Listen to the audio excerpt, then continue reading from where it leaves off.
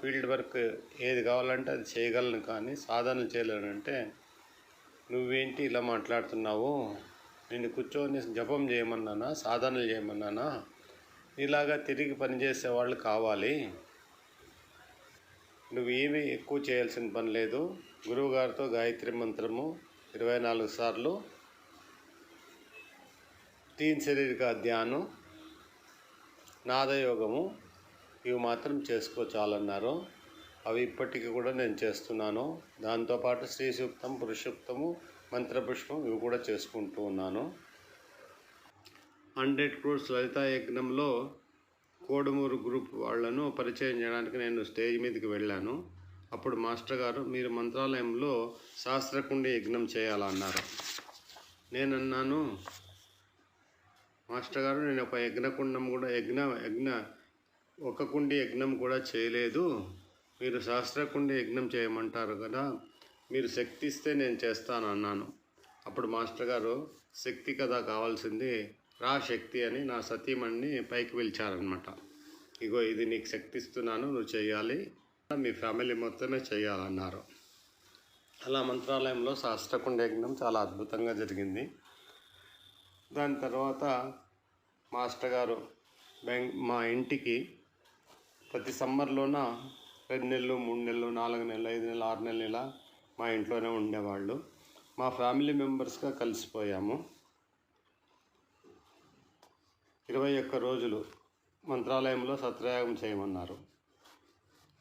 సరే చేస్తాం మాస్టర్ గారు అన్నామన్నమాట. ఆ సత్రయాగం చేసేదానికి కావాల్సిన డబ్బులన్నీ నేను చేస్తానని మిట్టదొడ్డి స్వామి అనే ఒకతను అంగీకరించారు. కానీ అతను అక్కడికి వెళ్ళినాక ఓ 4-5 రోజులకే నా వల్ల కాదు, నేను అనుకున్న డబ్బులు రాలేదు నా దగ్గర నాకు, అందువల్ల మీరే చేయండి లేకపోతే క్యాన్సిల్ చేసేయండి అన్నారు. అప్పుడు ఈ విషయము మాస్టర్ గారికి చెప్పడం జరిగింది. ఓకే, మనమే చేద్దామని అన్నారు.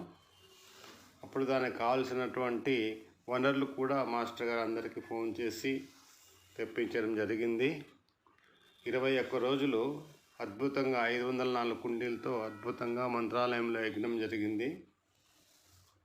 మాస్టర్ గారు ఉండడానికి ఇల్లు కూడాను మంత్రాలయ గురువుల యొక్క ఇల్లు దొరికింది. ఇలా అనేక కార్యక్రమాలు మాస్టర్ గారితో కలిసి మేము చేయడం జరిగింది. ఇక్కడ మాస్టర్ గారు మా ఇంట్లో ఉన్నప్పుడు కూడా అనేక అనుష్ఠానాలు కూడా చేయడం జరిగింది. అనేక విషయాలు కూడాను కలిసి చర్చించుకున్నాము. ఈ విధంగా మాస్టర్ గారితో మా పరిచయాలు జరగడం మా పూర్వజన్మ సుకృతంగా భావిస్తున్నాము. మేము ఇప్పుడు కూడాను మాస్టర్ గారు లేరనేటువంటి భావన లేదు. మేము మాస్టర్ గారు ఇక్కడే మాతోనే ఉన్నారనేటువంటి అనేక నిదర్శనాలు జరుగుతున్నాయన్నమాట. ఎప్పుడు కూడాను మాస్టర్ గారు ఫలానా పని చేయాలంటే వెంటనే తక్షణం చేసేవాడిని నేను.